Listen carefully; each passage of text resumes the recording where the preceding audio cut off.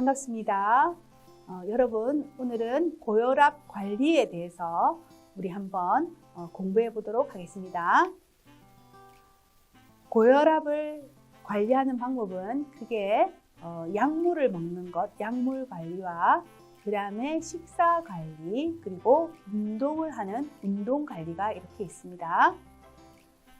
고혈압 환자의 혈압 조절 목표는 크게 일반적으로 140에 90 이하로 떨어뜨리는 것을 목표로 하고 있습니다.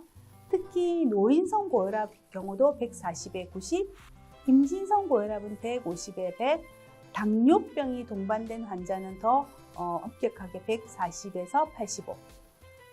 그 다음에 심내혈관 질환, 관상동맥 질환이 있는 경우도 140에 90 미만, 그리고 심내혈관 질환에 기왕력이 있거나 50세 이상의 고위험군은 140보다 더 낮게 철저하게 혈압을 조절해야 됩니다.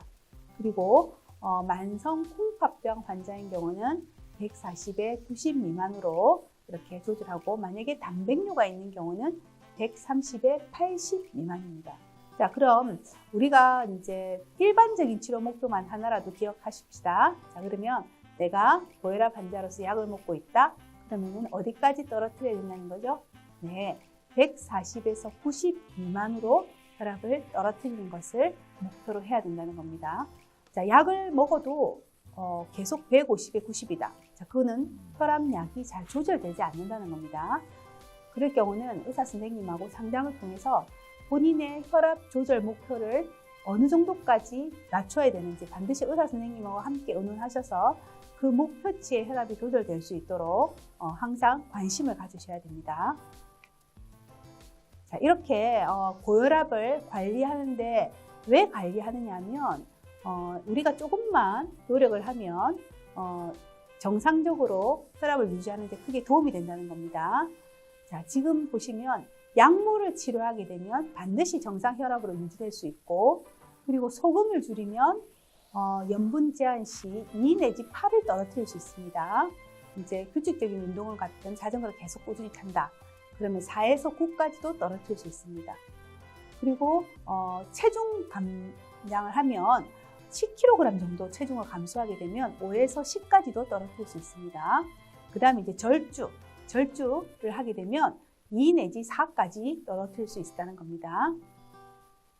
그럼 이제 고혈압 환자의 약물 치료에 대해서 살펴보도록 하겠습니다.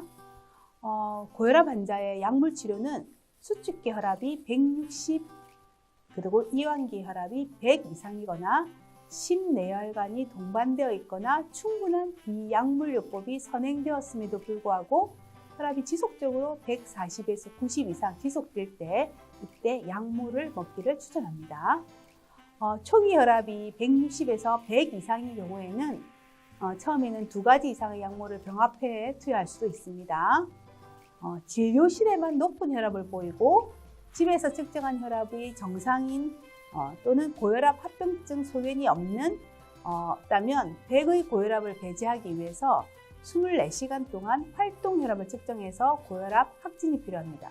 우리가 진료실에서만 높은 혈압을 보이고 집에서 재면 정상인 사람, 이걸 우리가 100의 고혈압이라고 그랬죠.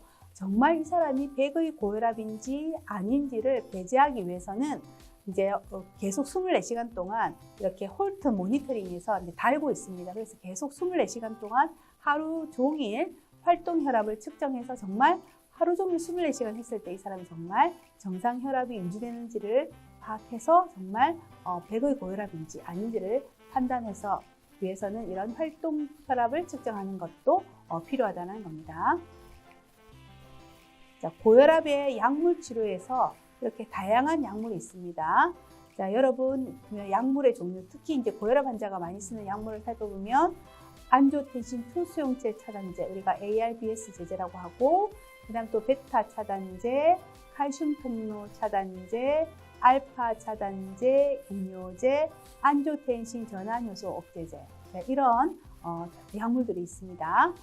자, 우선 제일 먼저 베타 차단제에 대해서 살펴보도록 하겠습니다. 베타 차단제는 성분명이 뭐가 있느냐면, 여러분이 이제 약물 이름에 대해서 너무 어렵다라고 생각하시지 마시고 왜냐면 이제 고혈압 환자이기 때문에 내가 도대체 어떤 약을 먹고 있는지 알 필요가 있습니다.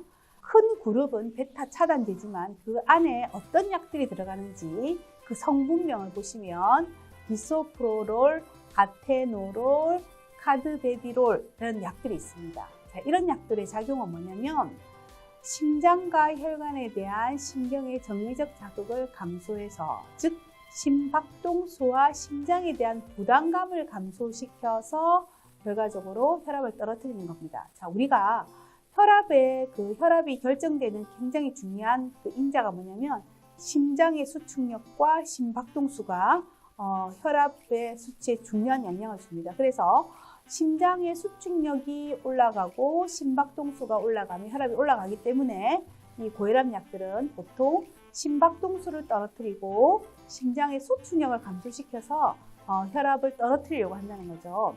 그래서 이런 약들은 이제 했었을 때 어떤 것들이 이제 우리가 주의해야 되냐면 캡슐을 분할하거나 씻거나 부수지 말고 그대로 음식과 함께 복용해야 된다는 겁니다. 그리고 대부분의 고혈압 약들은 마찬가지로 혈압을 떨어뜨릴 수 있기 때문에 갑작스런 혈압 저하를 방지하기 위해서 음식과 함께 복용해야 된다. 왜냐하면 빈속에 복용하게 되면 효과가 갑자기 올라갈 수 있다는 거죠. 그래서 음식과 함께 복용해야 되고 어지러움증, 휘청거림, 졸음 등이 나타날 수 있어 운전과 기계 조작 등이 유의해야 된다는 겁니다.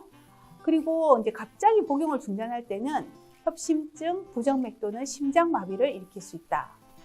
그래서 우리가 이제 고혈압 환자들이 약을 복용할 때 굉장히 문제는 뭐냐면 어느 정도 조절이 되면 약을 안 드시려고 합니다. 왜냐하면 약을 먹으면 평생 먹어야 된다. 꼭 고혈압 약은 뭔가 중독이 된다라고 생각하는지 처음에 약 드시는 걸 굉장히 꺼려 하십니다. 하지만 고혈압 약만큼 안전하고 좋은 약은 저는 없다고 생각합니다. 그래서 이제 꾸준히 약을 드시고 만약에 용량을 조절하시거나 뭔가 변화가 줄 때는 스스로 절대 끊으시면 안 됩니다.